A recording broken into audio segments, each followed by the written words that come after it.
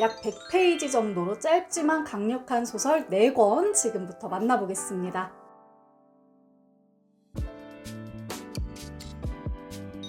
안녕하세요, 공곡 여러분, 공백입니다. 모두 잘 지내고 계시나요?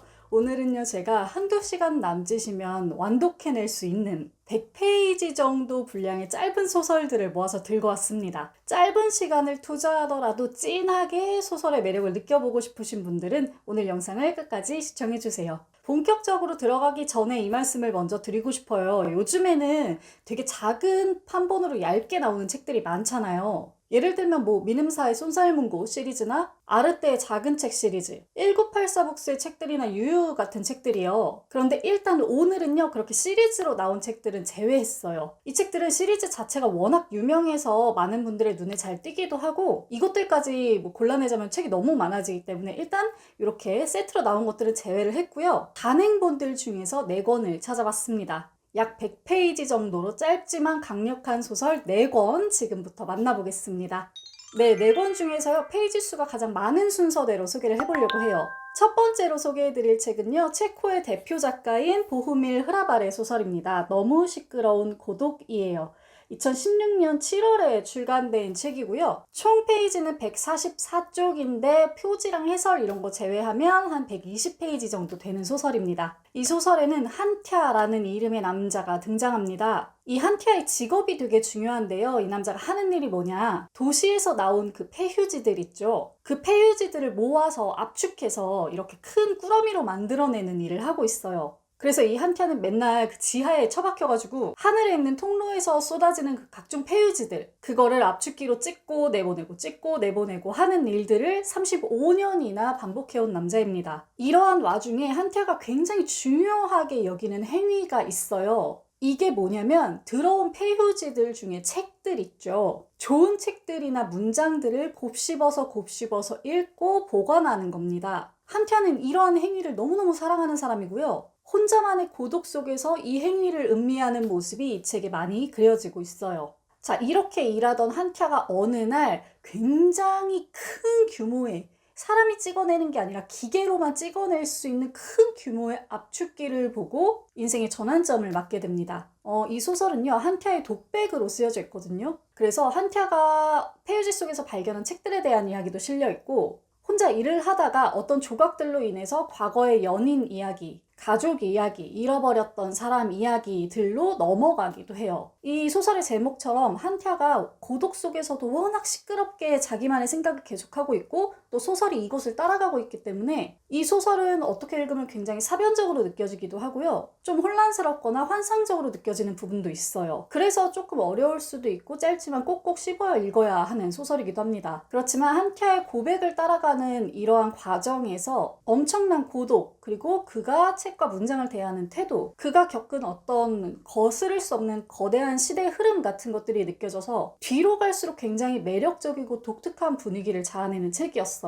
더 깊게 빠져들 수 있는 책이었고요. 아마 많은 분들이 이러한 분위기와 내용 때문에 이 책을 좋아하시지 않았었나 싶습니다. 첫 번째 책으로 소개해드렸어요. 보흐밀 흐라발의 너무 시끄러운 고독이었습니다. 네, 두 번째 책입니다. 이탈로 칼비노의 반쪽짜리 자작입니다. 2014년 6월에 나온 책이고요. 전체 페이지는 132쪽, 표지와 해설을 제외하면 약 110쪽 정도입니다. 이 책은 제가 진짜 유튜브 초창기에 다뤄본 적이 있는 책이에요. 이 소설은 전체적으로 너무너무 재미있는 환상동화처럼 느껴지거든요. 그래서 숨가쁘게 막 푹 빠져서 읽다 보면 어느새 심오한 메시지와 맞닿아 있는 그런 책입니다. 이 책의 주인공은 메다르도 남작입니다. 이 남작은 전쟁에 나갔다가 폭탄에 맞는 바람에 몸이 산산조각이 나요.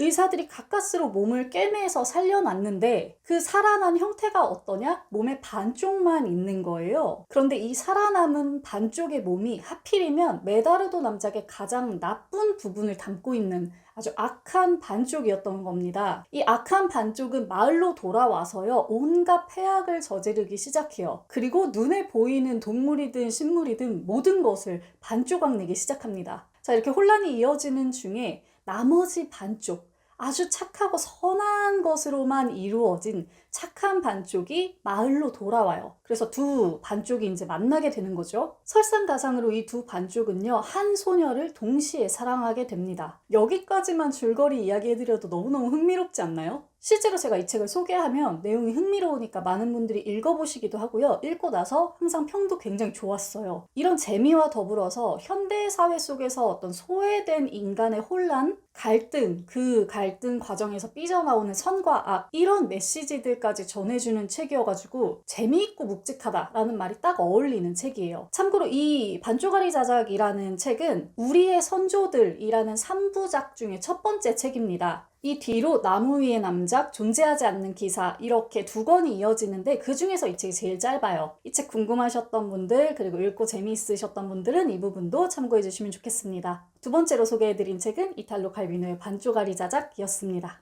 네, 다음 책입니다. 여러분들께 조금 생소할 수도 있을 것 같아요. 루이스 세풀베다의 책이고요. 자신의 이름을 지킨 개 이야기입니다. 열린 책들에서 2017년 3월에 출간이 된 책이고요. 전체 페이지는 112페이지, 소설 내용만으로 보면 한 90페이지 정도 돼요. 이 루이스 세풀베다라는 작가는 아마 많은 분들이 연애소설 읽는 노인으로 알고 계실 거예요. 저도 그 책을 통해서 알았고 굉장히 좋아하게 된 작가거든요. 환경이라든지 소수민족에 대한 이야기들을 아주 섬세하고 재미있게 전해주는 작가입니다. 자신의 이름을 지킨 개 이야기, 이 책 속의 내용은요, 라틴 아메리카 쪽의 원주민인 마푸체족 사이에 전해져 오는 이야기입니다. 작가는 첫 번째 장에서 이 점을 밝히고 있고요. 두 번째 장부터 본격적으로 이야기가 펼쳐지는데 이 이야기의 화자는 바로 개입니다. 아프마우라는 이름의 개인데요. 이 이름에는 충직하다라는 뜻이 담겨 있어요. 이 개는 원래 마푸체족의 가장 큰 현자와 그의 손자가 키우던 개였습니다. 그런데 어느 날 이 마푸체족의 터전에 외지인들이 쳐들어오거든요. 이들은 마을을 쑥대밭으로 만들고 모든 것을 강탈해 가는데요. 이 과정에서 아프마우 역시 이 외지인들한테 끌려가게 돼요. 이 친구가 굉장히 멋지게 생기고 힘도 좋고 굉장히 똑똑한 개거든요. 외지인들한테 끌려간 아프마우는 이후 갖은 학대를 당하면서 그들과 함께하게 됩니다. 굶기도 하고 맞기도 하고 개싸움에도 끌려가고 동물 사냥에도 끌려가고 이러면서요. 나중에는 급기야 이 마푸체족의 자녀 세력을 추적하는 일에까지 투입이 돼요. 즉 자신을 길러준 부족을 쫓아야 되는 입장이 된 거죠. 이후 어떤 일들이 벌어지는지는 책을 통해서 확인하시는 게 좋겠죠.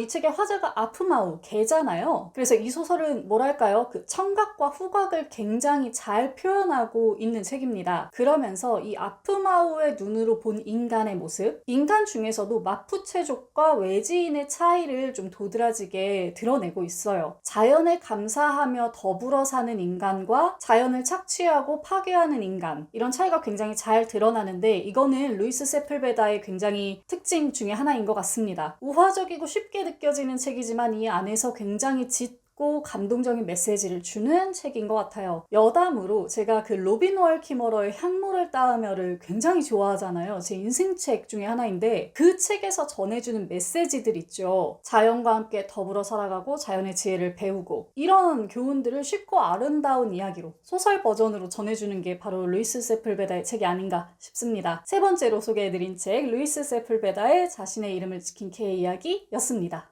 네, 마지막 책입니다. 파트리크 G. 스킨트의 기피의 강요입니다. 2020년 4월에 리커버드에서 나왔고요. 총 페이지는 88페이지, 소설 분량으로만 하면 70페이지 정도 되는 것 같아요. 오늘 소개해드리는 책 중에 가장 짧은 책입니다. 4편의 단편 작품이 실려있는 소설집인데요. 제가 이전 영상에서 내용을 소개해드리긴 했지만 혹시 못 보신 분들을 위해 오늘도 간략하게 작품들 소개해드릴게요. 첫 번째 소설은 기피의 강요입니다. 표제작이죠. 한 유망한 화가가요, 평론가로부터 당신의 작품에는 깊이가 없다라는 말을 듣게 됩니다. 그리고 세간 사람들은 그 평론가의 말을 입에서 입으로 그대로 전달해요. 그간 재능을 인정받아오던 화가는요, 이 깊이가 없다라는 말에 크게 사로잡히게 됩니다. 그 뒤로 엄청난 우울과 혼란을 겪으면서 파국으로 치닫게 되는 이야기예요. 두 번째 소설은요, 승부라는 작품입니다. 마을에서 제일 가는 체스 실력자가 있어요. 이 사람은 다소 방어적으로 지루하지만 치밀하게 체스를 두는 플레이어입니다. 어느 날 굉장히 멋진 생김새의 젊은 남성이 이 체스 실력자에게 도전을 해요. 그래서 구경꾼들이 와글와글 몰려들었는데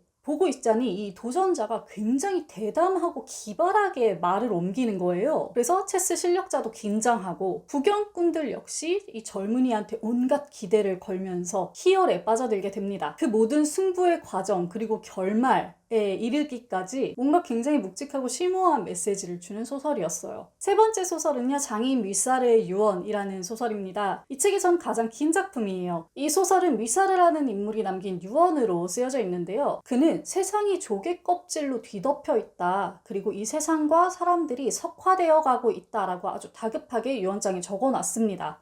그리고 자신 역시 석화되어서 죽는다 라고 이야기를 하죠. 세상과 사람이 석화되어 간다. 이 메시지는 일종의 은유겠죠. 이 은유에다가 무엇을 대입해 볼 수 있을지 그런 다양한 해석을 가늠해 보는 재미가 있는 책이었어요. 네 번째 작품은 문학의 건망증이라는 작품입니다. 에세이라고 되어 있는데요. 소설로 읽어도 무관한 작품이에요. 너무 좋은 책을 읽고도 기억하지 못하는 이 웃음과 아쉬움에 대한 책입니다. 진짜 멋진 책을 읽으면서 막 너무너무 좋은 문장을 만나서 밑줄을 그으려고 봤더니 이미 예전에 읽고 밑줄을 그어놓은 문장인 거죠. 옆에 해둔 메모까지 똑같고요. 이런 뭔가 웃픈 상황을 짧게 담은 작품인데 아주 재미있고 또 공감도 되고 이렇게 망각을 할 수밖에 없는 상태인데 도대체 우리가 책을 왜 읽는가? 이 행위에는 무슨 의미가 있는가? 또 이런 것들을 생각해보게 되는 작품이었습니다. 모든 작품이 다 짧지만 강력한 은유가 담겨 있어서요. 여러 방향으로 유연하게 생각을 펼쳐볼 수 있는 책이었습니다. 파트리크 지스킨트의 기피의 강요였습니다. 네, 여기까지 금방 읽어낼 수 있지만 큰 여운을 주는 책 100페이지 정도의 소설책들 4권을 소개해드려봤습니다. 책을 몇 권 읽었다, 완독을 했다 안 했다 이것이 독서에서 대단히 중요한 거라고 생각하지는 않지만 가끔은 한 권의 책을 딱 읽고 똑 떨어지는 그 개운함을 느끼고 싶을 때가 있잖아요. 시간이 없어도요. 그럴 때 이런 책들을 한번 펼쳐보시면 좋겠습니다. 자, 오늘 영상이 여러분들께 즐거움과 도움이 되었길 바라면서 저는 물러가겠습니다. 여기까지 시청해주신 우리 공복이 여러분 너무너무 감사합니다. 모두 멋지게 책 읽는 시간 되세요. 공백의 책단장이었습니다. 안녕.